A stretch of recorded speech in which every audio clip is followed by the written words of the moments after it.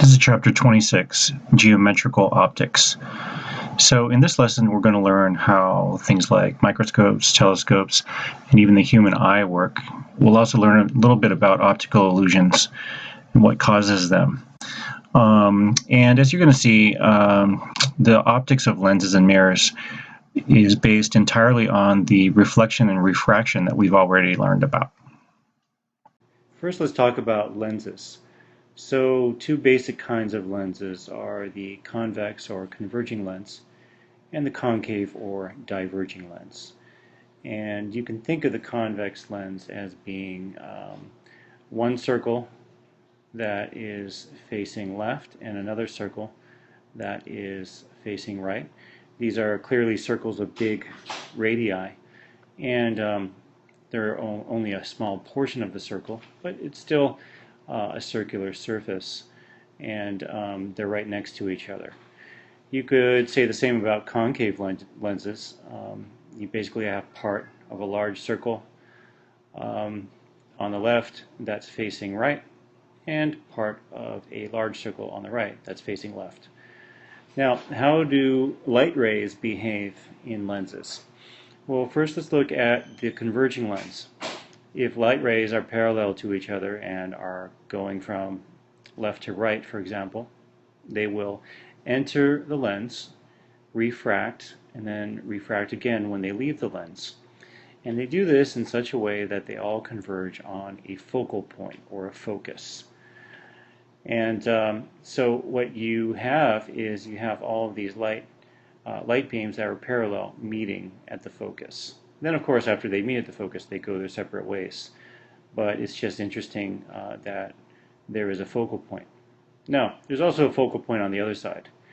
And for simplicity, I didn't draw that on this diagram. But if you were to send light beams from right to left, all parallel on the right side of the lens, well, you would have the same pattern except that it would be switched and the convergence point would be on the left. In any case, this is how a converging lens works. Now let's look down here at the diverging lens. The light beams are parallel again, and they come here again. They're going from left to right, and when they enter the lens, they refract in, and then again they refract, and when they come out, and this means then that the rays are bending.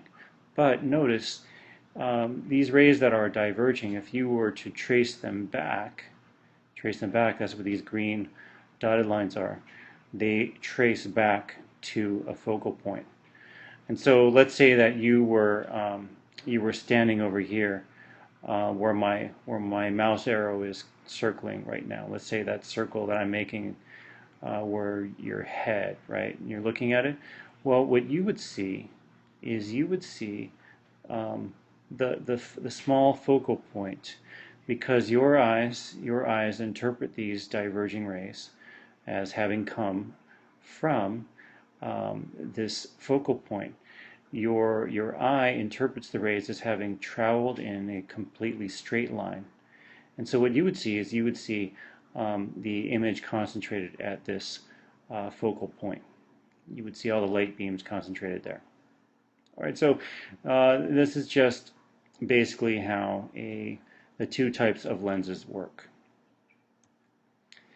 Now, these are some real-life examples. On the upper left there, we have a laser ray box, which is just shooting 5 laser beams completely parallel to each other, and those laser beams are going through a convex lens.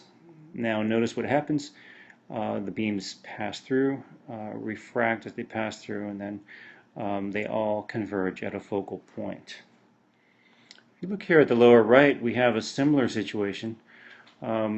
We have some intense light beams coming through a concave lens. And notice what happens. The light beams diverge. But what I like about this image is that some of the light beams actually reflect back instead of going through. And this is clearly seen when you have bright light or when you have laser beams. And notice how those faint reflected beams are bouncing all back to a focal point. So right now I have the mouse arrow pointing to that focal point. Well, with a normal lens situation, a concave lens, we wouldn't be able to see those rays directly. It's just because it's very bright light.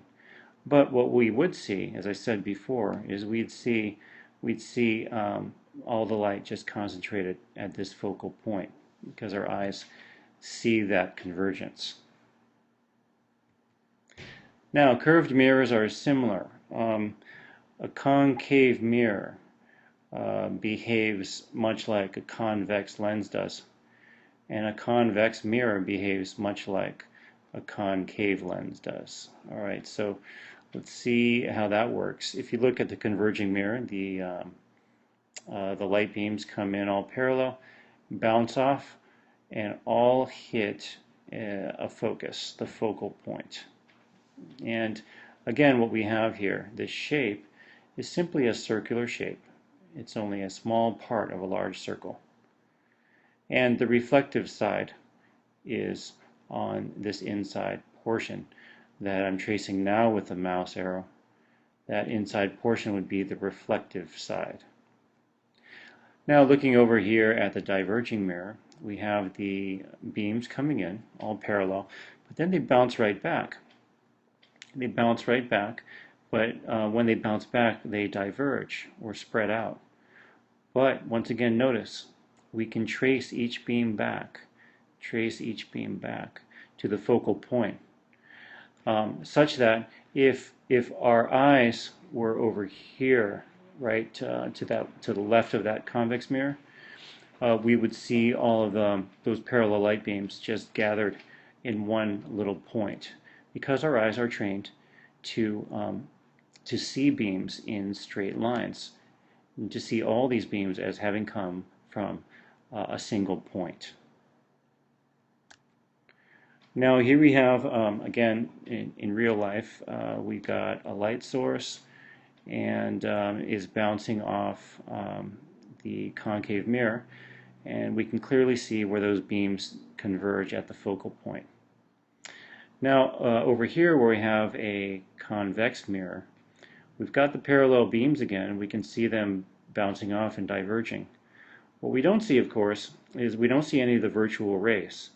And that's because no light passes through the mirror. All the light reflects off the mirror. However, these real rays that diverge can all be traced back. If I could draw dotted lines here, you'd see that they all can be traced back to a focal point. Ray tracing for mirrors. We use three principal rays in finding the image produced by a curved mirror. So in this lesson you're going to learn something you probably haven't learned before, which is called ray tracing. It's a method of being able to find where an image is and what its orientation is and its size and location are, all based on three principal light rays.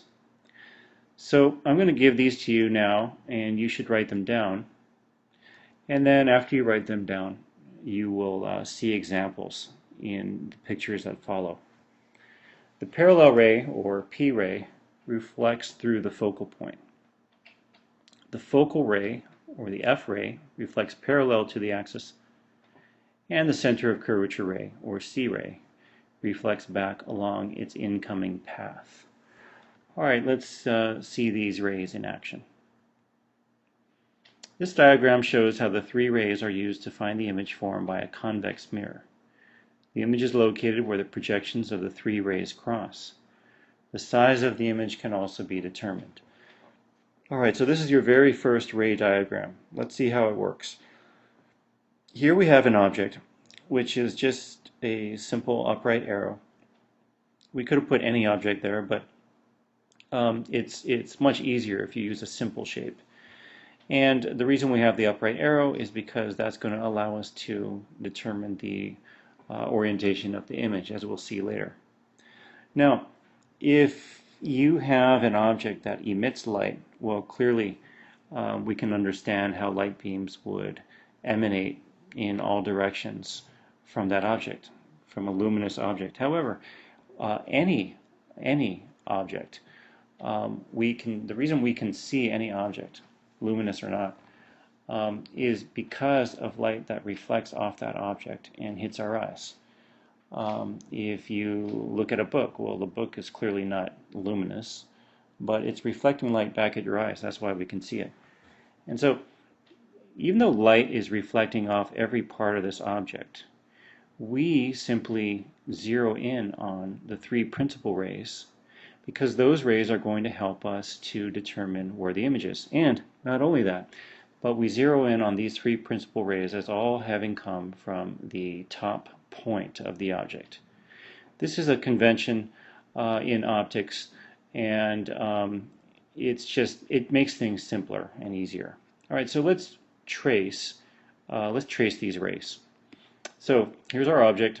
We have the P ray, which is coming parallel to the axis, and when that P ray hits the reflective part of the mirror, it bounces off. But notice, if you continue that P ray, as I'm doing now along these dotted lines, this dotted line here is a virtual ray, and it's the virtual ray that you would get if you continued the P ray after it bounces. It would continue right back, and it would continue right back to the focus. Now let's look at the C ray. The C ray here in red comes off the top, heads it's heading straight for the center of curvature, which is right over here at the right of the screen. The center of curvature would be the center of this large circle of which the mirror is just a part. Okay, if you were to form a large circle here, that circle's center would be at the center of curvature. And an interesting feature is that the center of curvature is always twice the focal distance. Okay, so if I have the mirror here, well, the focus is F units away, and then 2F, twice that focal distance, would bring me to C. Anyway, the C ray is coming off the top of the object, heading straight for the center of curvature. But notice, it can't reach the center of curvature. Instead, it bounces right back on itself. And that's why, if you look now to the left, at this arrowhead that I'm circling, that is a real ray. That is simply the C ray reflected back on itself in the same exact direction and everything. But if we follow the dotted lines now, the red dotted line, which heads all the way to the center of curvature, notice that that virtual ray intersects the P ray, and it's right at this point, which is the top of the image. And finally, the F ray. The F ray is headed towards the focus, but because it's a mirror, it can't hit the focus, so it bounces back. But since it was headed towards the focus, it bounces back parallel to the axis. And we can trace back the virtual ray for the F ray. And if we trace back the virtual ray for the F ray, well, it can either trace back to the focus, which helps us to see that it was headed for the focus, or we can trace back the other part, which is tracing back from the reflected ray, and that green dotted line has us parallel to the axis and intersecting at the tip of the image. And so, all that to show that this object, if I am this object, and I look at myself in the mirror, this is what I'll see. I will see me, which I'm circling now with a mouse arrow. I'll see me as a virtual image, because there is no light behind the mirror, and yet my brain is interpreting this image as coming from behind the mirror. It's just the way our brain works. Okay, but so I see me upright, virtual image, and smaller. And sure enough, this is always true in convex mirrors. Convex mirror, the image is always virtual, right side up, and minified. If you have a large shiny spoon at home, you can do this test. You can look at the convex side of the spoon. The shinier the spoon, the better. And if you look at the convex side of the spoon, you'll see yourself, but you'll see yourself smaller. And in fact, what you are seeing is a virtual image, not a real image, if you look at that spoon. So anyway, convex mirrors are simpler than concave simply because they always produce the same kind of image. Virtual, right side up, and minified.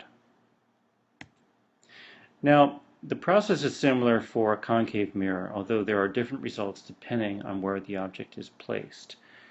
So if we look at this particular object, it's fairly far away. It's fairly far away from the concave mirror. It's past C, or the center of curvature.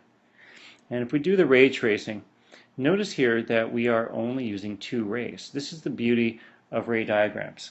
The beauty of ray diagrams is even though there are 3 principal rays, if you use any 2 of the 3, you can locate an image. And so for simplicity, when possible, we will use 2 out of the 3. So here we're using the P ray coming out parallel, hitting the reflective surface, and then bouncing through the focus.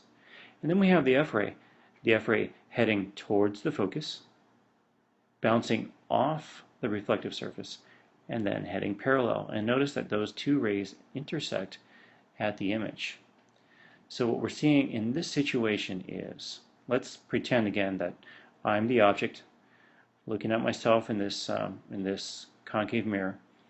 What I will see is an upside down me, but it'll be a real me, a real image, because these are real rays of light. They're not back traced or virtual rays.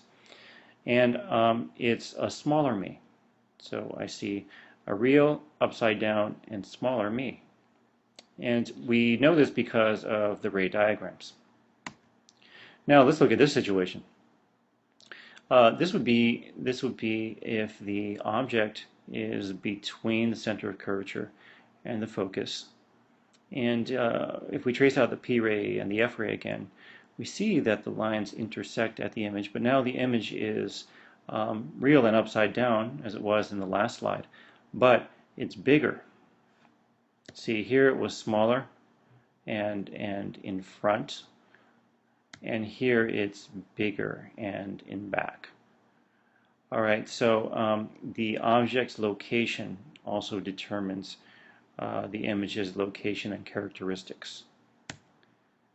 Now let's look at this situation. You don't have to. I don't recommend writing down all this red, green, and blue text. That's not important. What is important is just that you follow the explanation of the ray diagrams, and you should write down or you should replicate the image and the rays as best you can. So here what we have is we have an object that is in front of the focus. And I don't know if you've ever used a concave mirror. If you are female, you probably have, because a lot of girls use concave mirrors to do close-up details of makeup or eyebrows and stuff like that. But if you do that, what you're doing is you're putting your face in front of the focal point. And when you put any object in front of the focal point with a concave mirror, here's what the ray diagrams do. Okay, so let's follow the F ray. The F ray goes up like this and then parallel, but we can trace its virtual ray back. And then let's follow the C ray. The C ray is bouncing back through the center, right? And it just goes straight and bounces back. But if we trace that virtual ray, it intersects at the image. And finally, we can do the we can do the P-ray. The P-ray comes off parallel and bounces through the focus. Now, interesting thing here is that the image is formed. It looks like the image is formed on the other side of the mirror. Of course, that's impossible because no light actually goes through the mirror. But this is what our eyes interpret.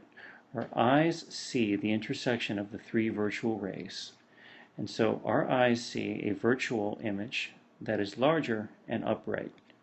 And so, like going back to the makeup mirror example, if you are looking at a makeup mirror, right, a concave mirror, and you're close to it, you're in front of the focal point, and those mirrors are very those are designed with a gentle curvature so that the focal point is quite far, and that means that it's easy to get in front of the focal point.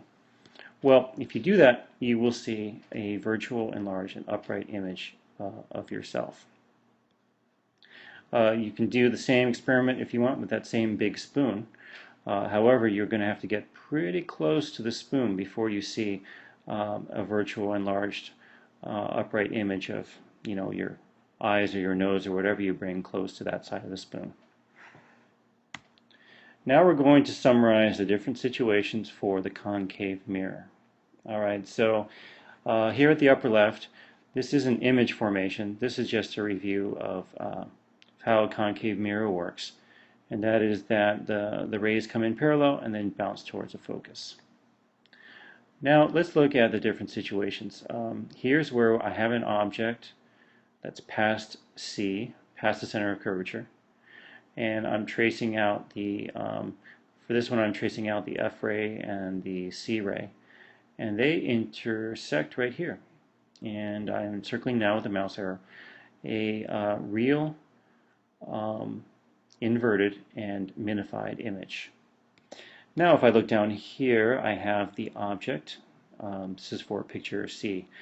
I have the object at exactly the distance C, which is 2F.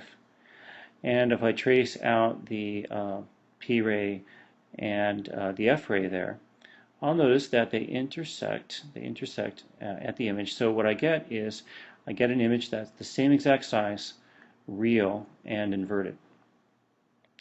All right, now what we have is the object between F and C.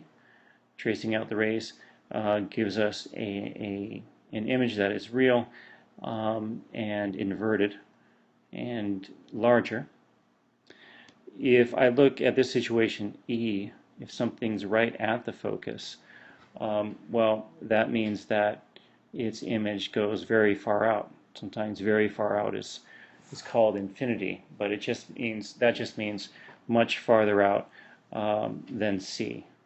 And so that's where that image would be, basically off the screen.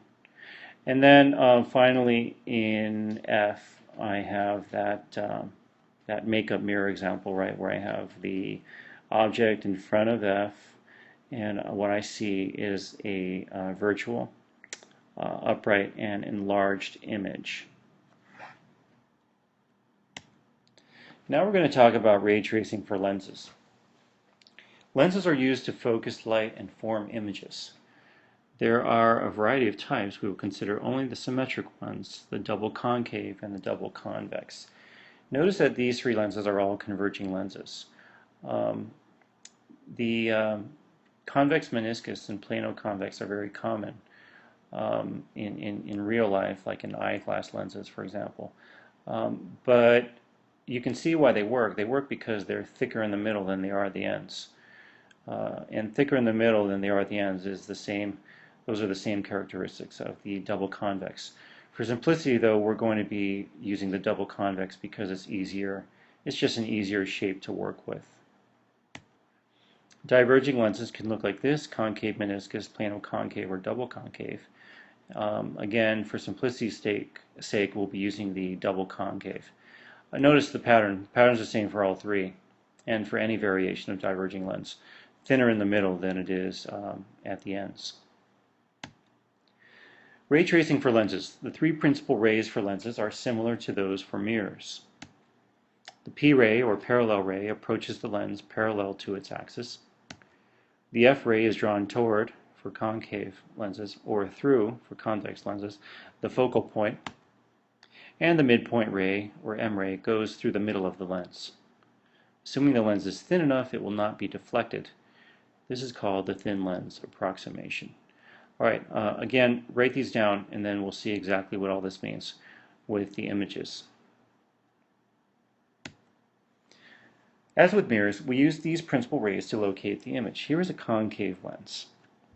So here we have the object, and here the object is just a little past F, but let's trace out the rays. All right, the P ray starts parallel, refracts, diverges, but we can trace back that virtual ray to the focus. The F ray is headed towards the focus on the other side, goes through the lens, refracts, and then heads parallel. But we can trace that in two directions. One direction has it going through the F, which is where it was headed in the first place. But the other direction is bouncing back, this virtual ray that bounces back. And that intersects at the image. And finally, the M ray. The M ray goes from the tip of the object straight through the middle of the lens and is undeflected, and that intersects as well with the top of the image. Now, referring to that thin lens approximation thing, what actually happens at the middle of this lens is it does refract a little bit, and then it refracts back. And if the lens is thin, that happens so closely that we would just consider it one straight line, even though there might be a teeny tiny difference. It's insignificant. All right, so this is how the virtual and upright image is formed for the concave lens. In concave lenses, the image is always virtual, right side up, and minified. So for concave lenses, just as for convex mirrors, the image is always virtual, right side up, and minified. And that makes these lenses a little bit simpler than the convex lenses, just because we don't have different situations to worry about. The convex lens forms different image types depending on where the object is located with respect to the focal point. So here I have an object that looks like it's right at about C, or 2F. But in any case, tracing out the rays, I got that P ray comes through, goes through the F on the other side. I got the M ray going straight through, and I have the F ray going through the focus, refracting through the lens, and then going parallel. Notice that all three of those rays intersect where the image is. And so what we have here is we have a real image, because these are real light beams. If I held the screen up here, I'd get an image. We have a real image. It's inverted, and it's exactly the same size, as the object. Now let's look at this situation. This would be like a magnifying glass situation. The object is very close to the lens. It's in front of the focal point. Tracing some rays out, just two, again, remember 2 out of 3 is fine. Trace out that M ray, goes through here. Trace out that P ray, goes through here. But now here's the interesting thing. We can trace back those virtual rays, making straight lines with the real rays, and those will give us our image. Notice our image is virtual, upright, and magnified. This is exactly what happens when you look at something with a magnifying glass. It's upright, it's larger. Sometimes it looks even farther away than the actual object, even though it looks larger. But what you're seeing is a virtual image. You're seeing an image that's not actually there. If you were to hold a screen here, for example, at this particular portion that I'm tracing now, nothing would show up. What you could say that virtual image is an illusion, but it's one that your eyes are good at creating or interpreting, because our eyes always see beams of light as having come in straight lines from a single point. And that point is the top of the image. This is how a magnifying glass works. Let's now look at all the situations. Remember, a convex lens is analogous to a concave mirror, and the situations are similar. All right, so here in the upper left, this is not an image, it's just showing how the lens is working as a review. Parallel beams come in and then they converge at a focus. Okay, this next situation here, B, has the object farther than C, and if the object is farther than C, the image that we get is inverted, real, and minified. This is what happens in your eye or in a camera. You can look at things far away. Let's say that you're looking at, a tree. Well, a tree is large, far away from you, but that image shrinks so much that it can fit on your retina, which is tiny. Okay, and so this is what the lenses in the eye or a camera do. They take a real object and then they create an inverted, real and smaller, much smaller image of that object. Let's look at this situation. This situation C. If we look at situation C, I have an object that is right at the center of curvature. Okay, tracing the ray diagrams, has an image that is exactly the same distance away, right at 2F or C on the other side, and it's real and inverted. This is how a photocopier works. A photocopier, you have the glass right here where the object is, and that glass is at a set distance from the lens in such a way that the image produced is exactly the same size. And it doesn't matter whether it's inverted or not because you can just turn the paper, right? But the important thing is that we have the same size. Looking now at situation D. Here, the object is between F and C. Tracing the ray diagrams, I see that I get a real image that is inverted and significantly larger. This is how a projector works.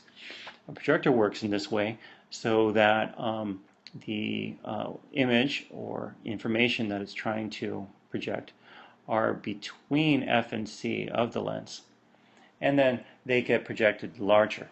Now, of course, it can be a secondary lens to flip it back over, but the primary lens does this. It does the magnifying, and it does it because the object is between F and 2F. Looking at the next situation, E, I have the object right at the focus, and then what I'll get an image at infinity, which just means an image far away, far enough you can't see it here on the screen, right? But that's what would happen if the object were right at the focus. And then finally, for situation F, this again is that magnifying glass situation. What I have is the object in front of F, and I see this upright enlarged virtual image. So let's look at this particular animation here. And if you take a look at it, we can see that we're dealing with a convex lens, and we also have the rays. We have several rays here, and if we look at the image, well, I can see that I will determine the size and location of the image depending on where I put the object. So let's look at this situation here. If I have the object right at C at 2F, well, I get an image that's real, inverted, and exactly the same size. Let's say I put it between F and C, like right here. Well, that's the projector situation, real, inverted, and large. If I put it far away, well, that's the eye or the camera situation. It's far away, but then it becomes tiny so that it can fit in the eye or the camera. The image can. And I can even do the magnifying glass situation where I'm now bringing it inside the focus, and notice those green rays. Those are virtual rays that get traced back, but that my eye interprets as having come from that point on the large virtual image. and that virtual image is upright. Okay, so this was just to show a little bit how the lenses work. We can kind of play with it, see how the location of the image changes depending on where I put the object. Right, the size can change, whether it's real or virtual can change, and so on. All right, now we're going to talk about applications of optics. First, the camera. The simplest camera consists of a lens and film in a light-tight box. Now, obviously, cameras are much more complicated than that, but this image just kind of shows you the very basic or core of the camera, the essential element of the camera, and that is you've got the lens. Now, the lens can be focused by moving it back and forth, and we'll talk about how that's different from how our eye lenses focus. But what's interesting here is that you can have an object far away and quite large, and because of the way that the rays refract through the lens, they form a small image, an image that can fit in the camera, and that's recorded on the film.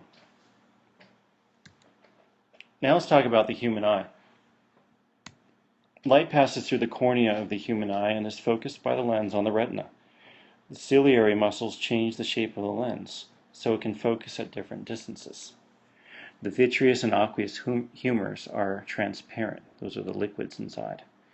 Rods and cones on the retina convert the light into electrical impulses which travel down the optic nerve to the brain and the brain interprets color. Okay, so let's take a look at this cross-section of an eye. Here we have the lens. We can see that the lens is convex. We've got the ciliary muscles. Now remember, these ciliary muscles surround, make a full circle around the lens. So if the muscle squeezes, the lens gets thick, able to look at close things. If the muscle relaxes, the lens gets thin, able to look at far things. Okay, and then we have the optic nerve over here, and the retina. The retina is like the projection screen where the image ends up. Now here's the amazing thing about our eye. The eye produces a real inverted image on the retina. Why don't things look upside down to us?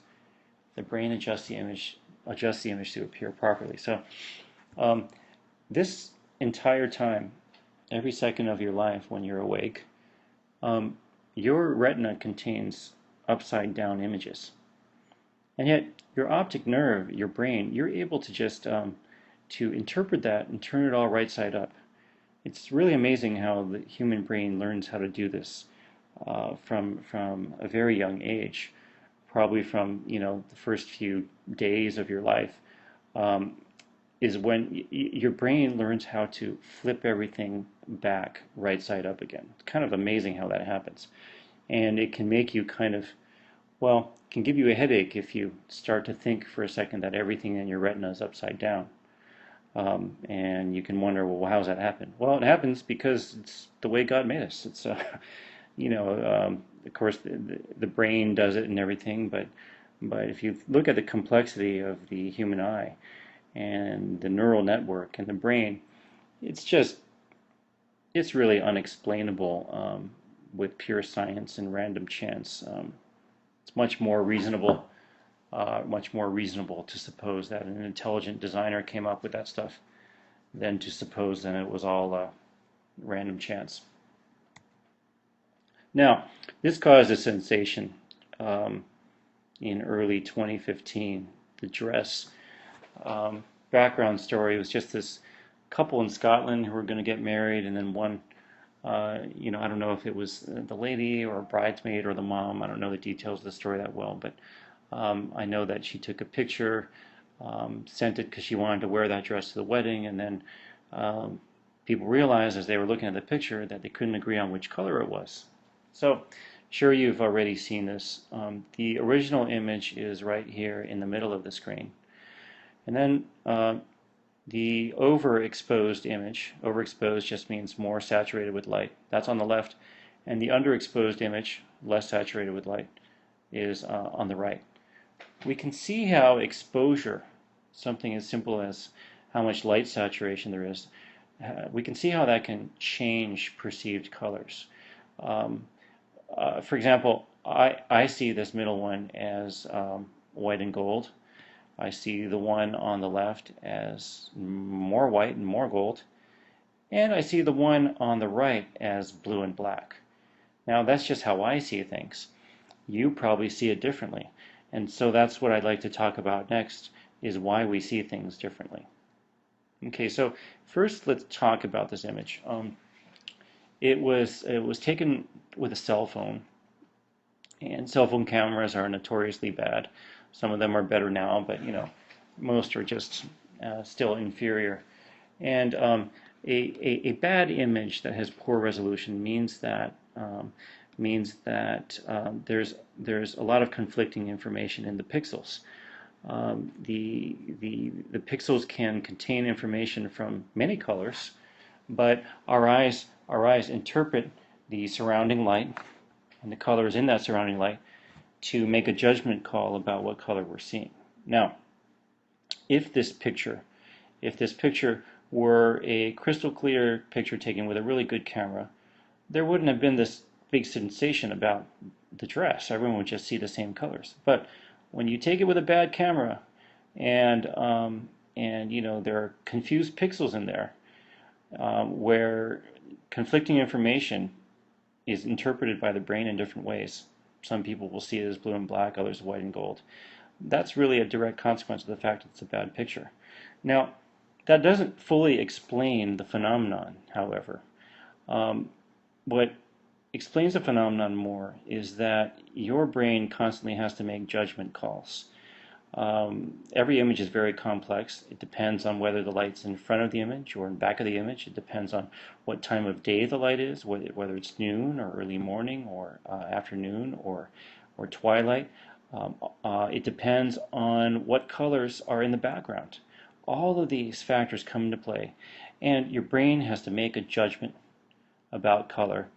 And the interesting thing is that since we're all different individuals, we can all make that judgment in a slightly different way. Again, why is it true of the dress? Because it's a bad picture. And bad pictures with conflicting information and all kinds of different RGB values in there, red, green, and blue values, right, on this computer screen, for example, can lead us to make different interpretations. A good example of this is this image here. This image here, I've got something that looks like a Rubik's Cube, obviously with more squares, right? I have one on the left and one on the right. Now, if I look on the left and I look at this square where the mouse arrow is and this square where the mouse arrow is, they look clearly different. In fact, the one here on top looks brown and the one here looks orange. But if I look over here at this image, where all of the background and surrounding colors have been neutralized with that white, I can see that they're actually the same exact color. And here, let me prove this to you with a little tool called a digital color meter. And here, let's look at the digital color meter. Okay, so if I look at the digital color meter and I hold it over this tiny portion here, well, that's clearly brown. Okay, red 123, green 73, blue 0. Now, if I quickly go down here, whoa, I can see it's brown. If you look up at the digital color meter, don't look at the image, but look at the digital color meter, it clearly looks brown. And the RGB is so close as to make any difference between the two insignificant. 127, 74, 0. Notice that it can change a tiny bit, just moving it around, but it's in that range. 120s, 70s, and 0. Jumping back up here, same range, right? 120s, 70s, 0. And it's brown. It's clearly brown. And yet, if I look from afar, aside from what the numbers of RGB values are telling me, it looks brown and orange. Now, if I go over here, I can see clearly, right? They look brown, and when I use a digital color meter, that just confirms what I see. But the whole point of this, is simply to emphasize that our brain has to make a judgment call about color. And that's in our optic nerve, in our neural processing. But these judgment calls are based on all the other sensory information that there is, including background and lighting. And again, it's neat that we're individuals. We can have different judgment calls. The ciliary, let's go back to the human eye. The ciliary muscles adjust the shape of the lens to accommodate near and far vision. So, as I said earlier, when they're relaxed, remember that this muscle is surrounding the whole lens on all sides. So relaxed means that the lens can assume its natural thinner shape and focus on distant objects.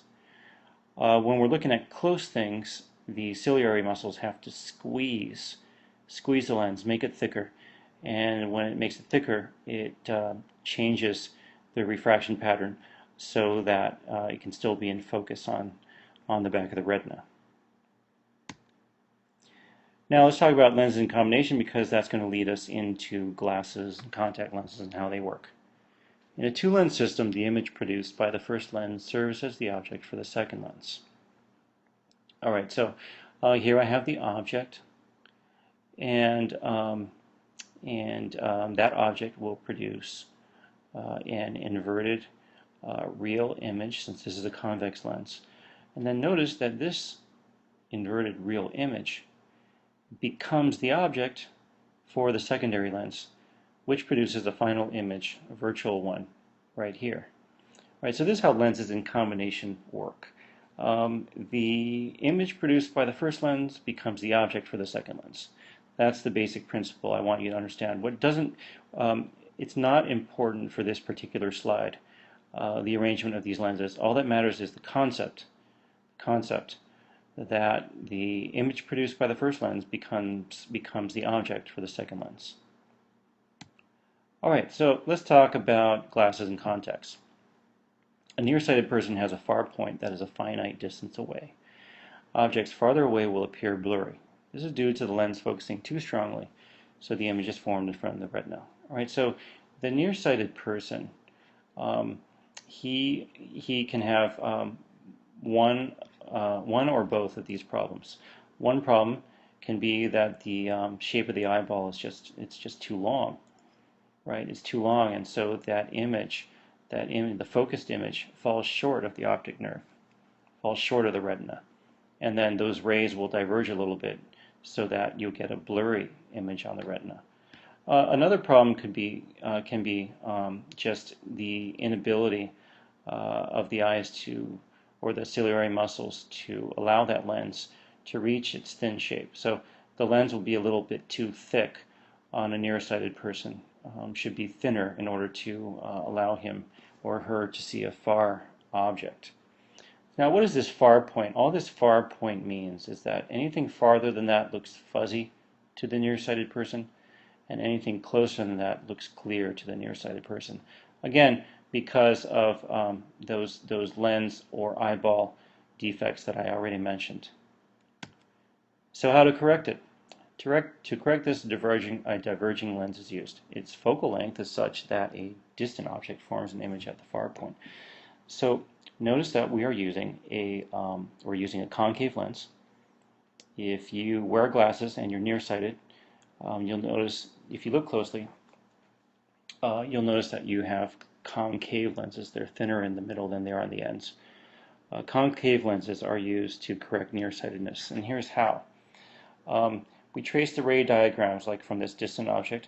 Well, the P ray comes through and goes down to the focus, and then this M ray goes through right through the middle and goes down to the focus and intersects um, at a point here in the eye. But that's not important. What's important is the fact that the virtual ray, the virtual ray, and one of the real rays intersect to form an image, a virtual image, at the far point. Okay, that's how lenses are fitted to a nearsighted person. They're fitted precisely so that the virtual image formed by this concave lens will form at the far point, and that image can be seen clearly by the myopic or nearsighted person. A person who is farsighted can see distant objects clearly but cannot focus on close objects. The near point is too far away. The lens of the eye is not strong enough and the image focus is behind the retina. So again, it could be one of two problems. One problem is that the ciliary muscles can no longer squeeze the lens enough, make it thick enough to look at close things, or just the lens is plain too thin, or the eyeball is too short. Any of these problems can occur, but the bottom line is that the image passes, right? The focused image actually passes the retina. And so what you get instead is you get a blurry image. Now the near point just means anything past the near point, it's easy to see for the farsighted person, and anything closer than the near point is fuzzy. To correct farsightedness, a converging lens is used to augment the converging power of the eye. The final image is past the near point. So to correct farsightedness, now we use a convex lens rather than a concave lens.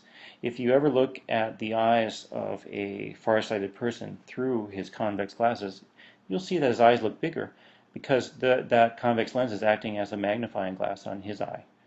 In any case, the image formed by the convex lens is a virtual image, and we can see that the object is inside the near point there, and that would normally be fuzzy, but because of the lens, the virtual image is created in a place that's past the near point, and the farsighted person can focus easily on that.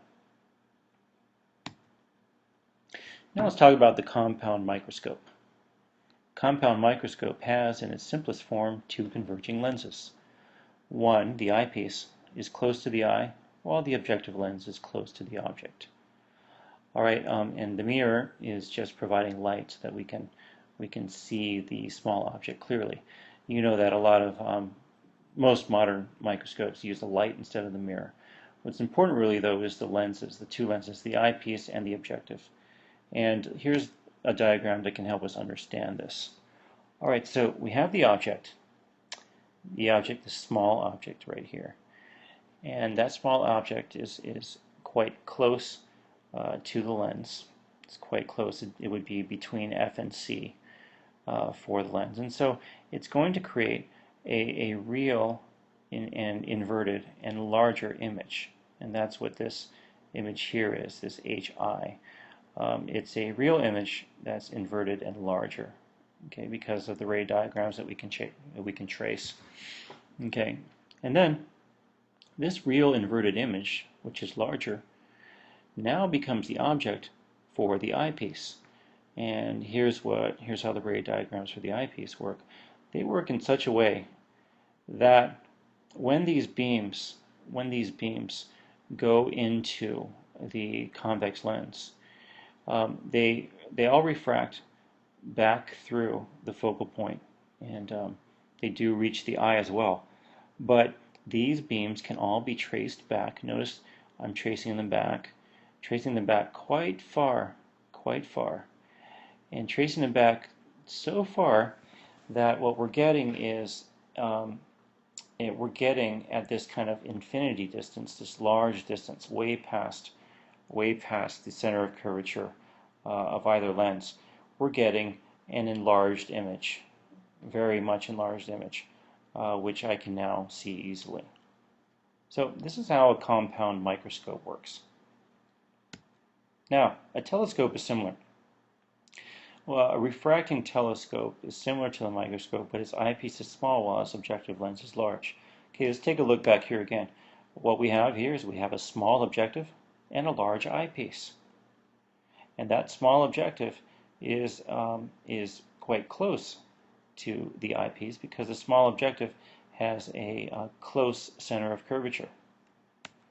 But we change the situation with the refracting telescope. We have a large objective lens, and that objective lens is pretty far from the eyepiece because it has a far center of curvature and focus.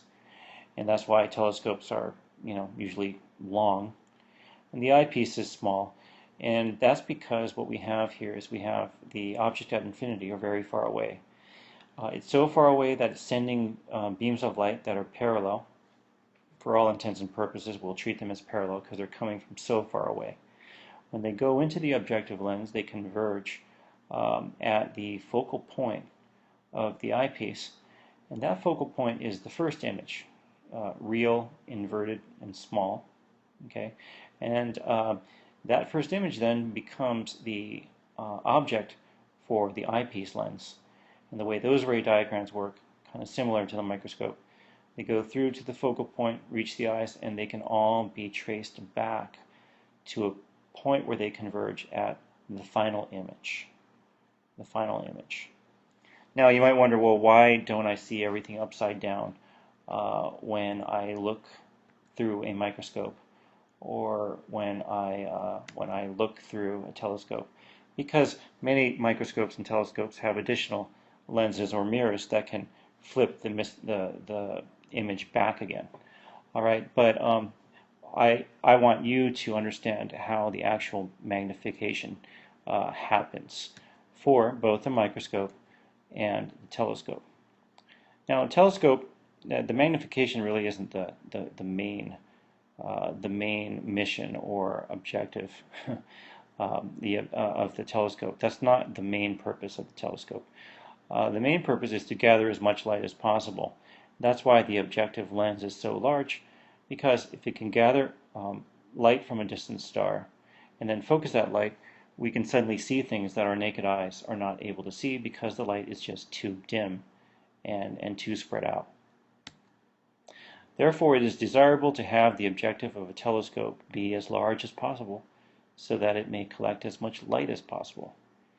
Each doubling of the diameter of the objective gives 4 times as much light. And that's because we quadruple the area if we double the diameter, because the area is pi r squared. Now, very large lenses are difficult to handle. They are thick and heavy. We're talking about big bodies of glass, and glass is very heavy. They are thin around the edges, which means they get brittle on the edges. You have to have 2 precision surfaces, which are extremely difficult to grind and polish to the exact specifications to a perfectly spherical shape. And they absorb more of the light the thicker they are. So that very light that you're trying to collect, if you're talking about a large lens, some of it just gets sucked up by the lens itself and dispersed. So a refracting telescope, unfortunately, has disadvantages. That's why all the big telescopes today are reflecting telescopes. And that's because the objective is a mirror rather than a lens, and that mirror has only one surface, so we only need to polish and perfect one surface, not 2. That can be made very thin because we can support the reflective surface with any type of strong material behind it. And that surface reflects almost all the light. It hits it and doesn't absorb or steal any of it. So this is the basic schematic for a reflecting telescope. You've got a big tube that kind of drinks all that light in. The secondary mirror, it's kind of been exaggerated, the size of it. Secondary mirror is significantly smaller in relation to the size of the primary mirror. Otherwise, too much light would be blocked. But what the secondary mirror does is it simply bounces that light off the primary mirror back to the eyepiece, where you get the magnification. And that's basically how we are able to see such distant objects with clarity, because you can think of this primary mirror as a huge bucket that collects distant light. and then focuses that distant light on a point, making it easy for our eyes to see. Now let's put it all together with the final animation. Converging lenses, optical instruments like cameras, projectors, microscopes, binoculars, telescopes, etc., have drastically widened our view of the world. Eyeglasses allow millions of people to read and see in comfort. Have you ever wondered which optical component makes all this possible? It is simply a lens. A lens is a piece of a transparent material bound by two surfaces of which at least one is curved.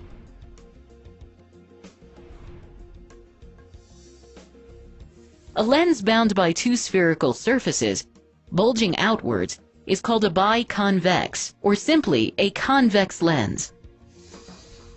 It is thicker in the middle than near the edges.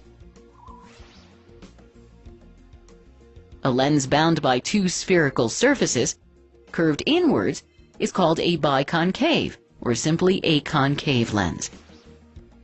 It is thinner in the middle than at the edges. Let us understand certain terms related to these lenses. The central point of a lens is called its optical center. It is usually represented by the letter O. For these lenses, convex or concave, each surface forms a part of a sphere. The straight line passing through the optical center and the centers of these spheres is called the principal axis of the lens. Principal axis is perpendicular to the surfaces of the lens. The effective diameter of a spherical lens is called its aperture. It determines the amount of light that passes through the lens.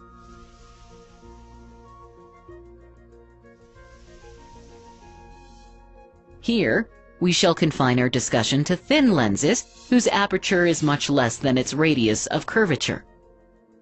Let us understand the basics of refraction of light through a convex lens. A convex lens may be thought of as an arrangement of a number of portions of triangular prisms with a very small glass slab at the center. The base of each prism points towards the principal axis of the lens. We know that a ray of light incident on a prism bends towards its base and then emerges out. Now, let us see what happens when a beam of light parallel to the principal axis strikes the lens. We can see that these rays undergo refraction as they enter the lens and leave it. First, they bend towards the base of the respective prisms, and then emerge bending towards the principal axis. Thus, after refraction through the lens, they converge to a point on the principal axis on the other side of the lens. This point is called the focal point or principal focus of the lens and is usually denoted by F. Here, the refracted rays actually meet at the focus. Hence, a convex lens is said to have a real focus. Because a convex lens converges the light rays that are incident on it, it is called a converging lens. We can see that the bending of rays is maximum at the top and bottom prisms, and it reduces as we move towards the principal axis. This is because the top and bottom prisms have the greatest angle between the refracting surfaces. As we move towards the principal axis, this angle reduces. This causes corresponding decrease in bending of the rays. At the center, no bending occurs for the glass faces are parallel. The ray through the optical center emerges undeviated along its original direction. A single piece of glass that curves outward and converges the light incident on it is called a convex lens. The distance from the optical center to the focal point is called the focal length of the lens and is represented by F.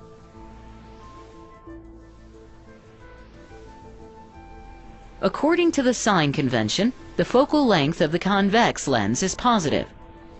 Thicker lenses having greater curvature bend the light more and thus have shorter focal length. Hence, thicker convex lenses have more converging power. Let us see what happens if the parallel beams incident on the lens are inclined to the principal axis. After refraction through the convex lens, they converge to certain points in a plane containing the focal point. The plane passing through all such points, perpendicular to the principal axis, is called the focal plane of the lens. What if light rays parallel to the principal axis are incident on this lens from the other side? This lens has the same effect on light incident from the other side. Therefore, a convex lens has two focal points, usually represented by f1 and f2, one on each side, equidistant from the optical center. According to the principle of reversibility of light, a ray of light passing through the focal point of the convex lens emerges on the other side of the lens parallel to its principal axis. Having understood the action of convex lenses on various rays of light, let us now see how they form images. For different positions of the object, a convex lens forms images of varying sizes and nature at different locations.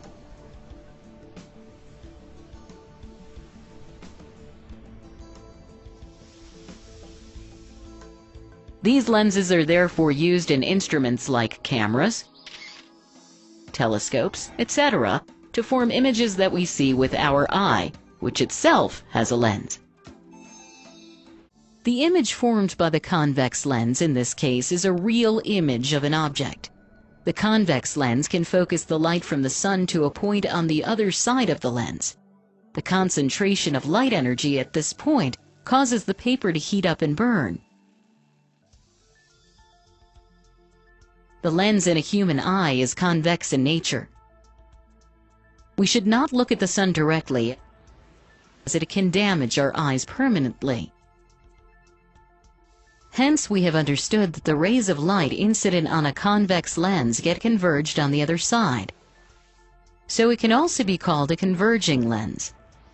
Let us look at another kind of lens, which diverges the light rays passing through it. Concave lens. Place two prisms with their vertices in contact and arrange a few slabs of rectangular prisms beside each of them. The parallel rays of light falling on such an arrangement refract away from the center. Overall, we can see that the light undergoes divergence and it emerges on the other side. A single piece of glass formed in this fashion, having inward curvature, is called a concave lens.